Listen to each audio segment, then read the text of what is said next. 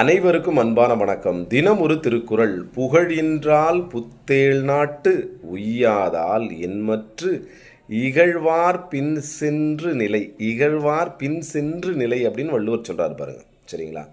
மதியாமல், அதாவது நம்மளை மதிக்காம இகழ்கின்றவர் பின், நம்மளை ஒருத்தர் கேவலமாக பேசிக்கிட்டே இருக்கிறாங்க, நம்மளை மதிக்கிறதே இல்லை, ஆனால் அவன் பின் சென்று பணிந்து நிற்கும் நிலை. நம்ம பண்ண நம்மளை திட்டுறான், கேவலமாக பேசுகிறான், இருந்தாலும் என்ன பண்ணுறோம், அவங்ககிட்ட அப்படியே பணிவாக போய் அவன் பின்னாடி நிற்கிறோம் அப்படின்னு சொன்னால் அதனால் ஒருவனுக்கு புகழ் கிடைக்காது.